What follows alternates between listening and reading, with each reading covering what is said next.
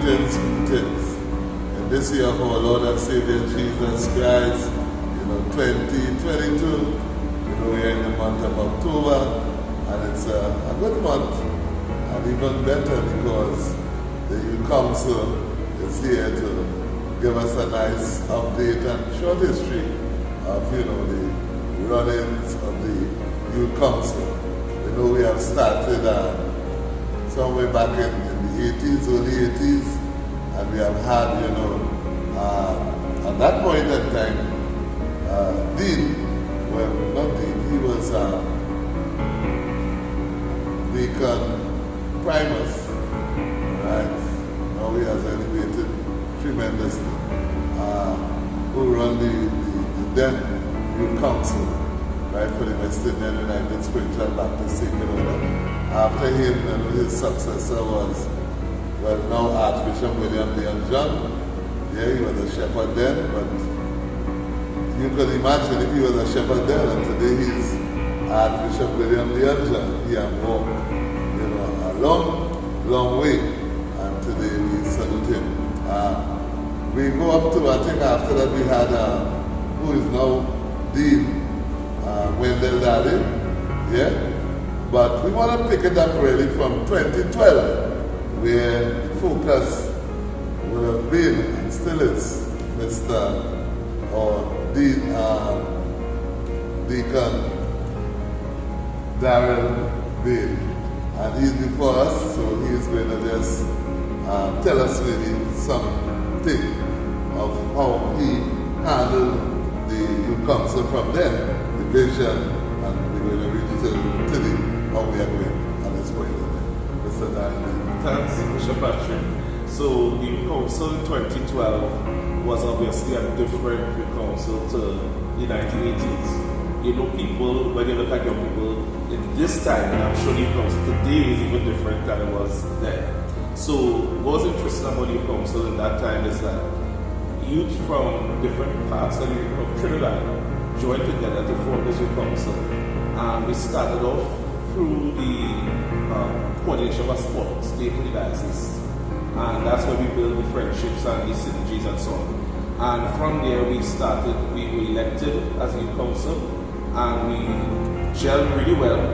We kept the focus being on prayer, first of all, and also focus on development of each other, because different people from different backgrounds, there's all different kind of personalities. So we worked together to achieve a common goal where we would have engaged in planning what we want to see for the future of the West Indian United, where we want the West Indian United youth to do, and what we could do to lay a foundation for those coming behind us to benefit and even take it further. So that was the kind of mindset we had in terms of where we want to be, and we developed a mission and a vision to embrace, to educate, to empower, and uplift all youths, regardless of their background. Once they were to the West Indian United Diocese, that was one of our missions, to really educate, empower, uplift, and encourage and engage people to be better and more focused on being their best selves and in the Christ as well. Thank you, Deacon Dale. We might just go backward and forward if you don't mind. Because one thing I remember some of the stuff of that era you were speaking about, when this Youth Council, was deemed to be really the spotlight of the diocese for many reasons. One is that it's young people, and we expect so much because the young people come together out of the diocese itself. Then, just as I said a while ago, Archbishop William Leon John today, he was Shepherd John when the council started. So we see that kind of pattern. And there are other persons who today they sit in a managerial or executive position in the diocese, and they were also Youth Council members. So that is a good thing. So Sister Candice, I think you are the president now. Yes, I am the current president of the Youth Council. I have been for the past year and a half. Now it's crazy because I also served with Darrell in the former Youth Council as the auditor then. So we've been serving a long time, and they always say reward for good work is more work. Wow. You got that right. Yes, but when we started, we kind of started in the realm of COVID, you know, so we were restricted in terms of having our initial meetings. I think the handover, everything was during COVID time in 2021. So it was a lot of Zoom meetings, and we still wanted to make a presence to the diocese because they don't know who these new people are, they don't know what we are about, and we decided that we would do a seminar, you know, so that was one of our first initiatives. But what we're doing currently is that we decided that we're going to try to visit all 66 churches in the diocese. Oh my God. In the diocese. I mean, so far we have accomplished about 15, so we're doing pretty good. We're on our way, you know, so that's where we are now. Of course, we have prayer and fast in between time, but yeah, we're here and we're working. But tell me, like in these visits, where have you all been already? Like, I know we have Southwestern, we have Southern, we have Northwestern. So far we have visited every single church in Southwestern. How much divisions? How much churches? About 12, but you might not show. Yeah, a lot of churches. So we visited the entire Southwestern, and currently we're finishing up the Northern chapter. Okay, that's good. Yes. So, what other visions you all have? Like, you come, so you're in a diocese that, maybe they say a diocese that had a mother, has a really mother sport, you know, for so long, so mothers evening, the elderly women are there, and they're doing a marvelous job. They have things like a school of theology, and well, just a credit union. But so the young people now, the youth council, you know, what are they seeing, or what are they trying to achieve to benefit not only themselves, but the diocese could benefit as well? I mean, ironically, as Daryl was speaking, talking about education and empowerment, it's so funny that is equally our team as well, is to educate and empower. So that is our main focus, but of course by using technology now. So we want to build different platforms that young people have access to, and due to COVID, the older people also have access to. So we really want to create a space, a safe space for young people that they could come and they could use us to find out things, because sometimes young people get so confused about the faith, the diocese, the youthfulness, the part in the world. They have so many questions, and sometimes they get so confused, and we learn that from actually visiting. So going forward, we want to create a space where young people can come and feel safe, right? We also want to create things that could create employment for young people within the diocese, you know, different recreations that young people could be a part of, right? So which would always also line up with your ministry within the diocese as well. So Candice, I'll come to you again. Nonetheless, it seems they have a good relationship with this now youth council. I wanted to say, is there an age limit with the youth council? How young ones could start, and up to what age, you know, they... Yes. Because I mean, it's still youthful. I see the grace, right? So we had said as youth council, we decided that there should be a limit, because one of the things we noticed in the faith is that when you call for youth, you see people 45, 50, and they say they're young in Christ. But really, youth needs to be defined, right? So we had said up to age 35 would be considered a youth to serve on the council. We have seen, I would say for somebody to be a part of the council or functioning, they should be at a level of maturity, I would say probably 18. Because you could be younger, but it depends on the role you have to do. Because remember, this is our organization, and you need people who are adults that can set to do certain things.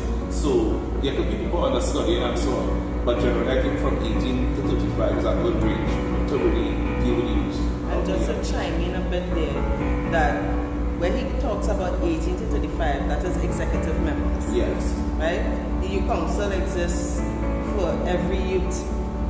right, until they probably don't feel as youthful anymore, right? So the entire body of youth make up the youth council, right? But we are just the youth council executive. So that's why I end up continuing, because I was the youngest one in the batch in 2012. Okay. So I kind of continued because I was still within the age limit to serve. Okay. And you will continue to continue. You what I could say to you see this like in council here, you see like having the ability to bridge the generation gap and also to prepare persons like for taking up ministry. If I'm to comment on that, during my tenure as a youth council chairman, one of the things I focus on the youth because they are the future. At the end of the day, the mission, the diocese exists with different ministries or chapters or whatever you want to say, but the youth are the one to take it forward. And I would have advocated for the youth to have representation, even as the chapters board, because I think if you involve youth in decision making from now, you will have a better, well-oiled engine to take it into the future, right? You don't want to make all the others die and benefit from that wisdom of hearing them deliberate on these matters. So I think youth representation in the mission at different levels is important, and I think the youth are the ones to bridge the gap. What I would say is that for the mission to really look at the calendar of the youth and utilize it to the full potential, because they have a wealth of talent. One of the things we did when we were in youth council, we spoke about having initiatives where we could develop people's skills or let them utilize the skills. So if you're able to cook, teach others to cook. If you're able to cook, so for example, we had organized several events that were really successful in the diocese during our tenure. And we realized, you know what, we have a lot of good skill sets when it comes to organizing and doing events coordination. We talked about starting our own events company, and we would have run events for the diocese or even otherwise and make money. We had spoken about, ironically, the credit union was our idea. When we just met, we said, Baptist always said, we have a Baptist candle factory, and we were taking entrepreneurial as well. So I think the youth will help bridge the divide, and it's key that they are included along the way to make them have their voice heard and their input. One of the things I would say was a bit that could be misleading is where somebody my age tried to say what youth want. So that's why it's good to hear the voice. And you have younger people like Candace now and the council where they could give their perspective. Because our view may just be, we feel that's what the youth want, but I don't really what I want, So you need to get a voice. I really take that and hearing their voice, and especially, so the youth council gives that avenue for correct voice. Representation. So, Candace, right now, what it is you think? One thing that you all are working on or thinking that could really, one area that could really assist the diocese in going forward in this 2022, in this age that we just went through a pandemic, and now we have a shift in certain operations and all of that, what is the youth looking at, or what are the youth saying, or what are they thinking when this is concerned? Definitely social media.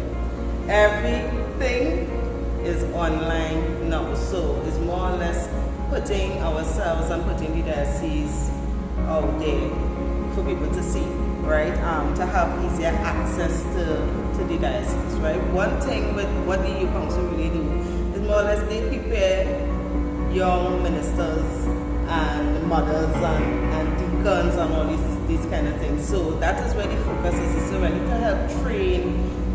I believe the discipline that you develop from the youth council really goes all the way through within the ministry.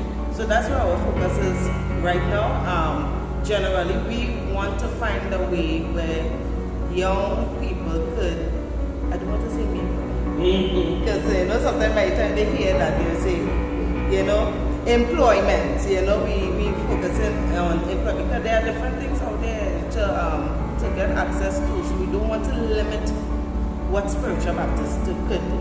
Same thing like that I was saying in terms of if we could cook. Yeah, we have all of these skills here. People can train people, people can introduce each other to businesses and stuff like that, but we want to do it on a wider platform. More or less, we want to kind of get away from this should send in, this should a letter, and we have to send back a letter and stuff like that. So that is where we want to move away from, because everything now is so digital, right? And we are capable of doing it, because as you see, everybody is on Zoom now. You know, 30% of meetings no longer happen in person. Everybody keeping things on Zoom, and then we meet if we really have to. So then there's this element of hybrid. Yeah. So it's really because we connect with the world. Yeah. And I mean, in real, over the past 2 years, show us that we can connect, you know, with brothers in England, Grenada, wherever they are, at the same point in time, and have meaningful, you know, discussions and meetings and interventions and so on. So as we wind down here, let me just ask you some last words from Deacon Darrell. You know, what you would like to tell, well, basically this is in the diocese for them. So what do you want to tell the young people in the diocese at this point? So I would like to encourage young people to support the youth council first of all. We have a common goal, we serve in one God. I know from experience that sometimes you don't have access to the young people for different reasons. But I will encourage people to support youth council. I will encourage youth council to continue to be heard. I will encourage youth council to be present and to really add value to the diocese. It's not about us sitting down and saying this is how it is, but add value respectfully at everything, but add value where you can. Because at the end of the day, for the future of the diocese, it's dependent on you. So, okay, one more question. What do you think, why you take that kind of answer, that kind of responsibility, what do you think people like me, elders at churches and so on, should be listening to and how we should respond based on hearing what the youths have to say? You know, based on giving them. What do you think? What do you want to tell us? I think for the elders, it's about being aware. And being aware of self and being aware of the times we're in. What would have worked for you when you were when you were young may not work now. And it's a matter of how do we connect, or how do you connect with the young people today?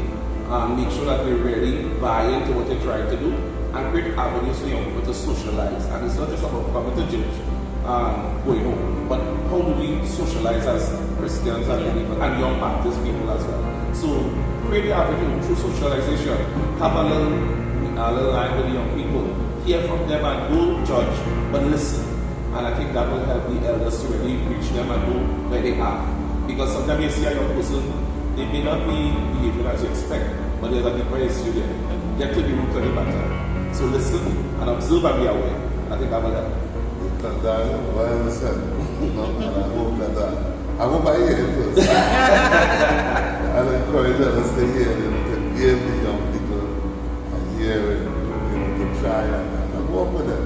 As you recently said, I think more long time than now, try the shoes, wear the shoes, and see how it fits. You know, so Candice, closing out this session, as we want to, let me just ask, what does you want to say at this point in time as we bring this portion down to this?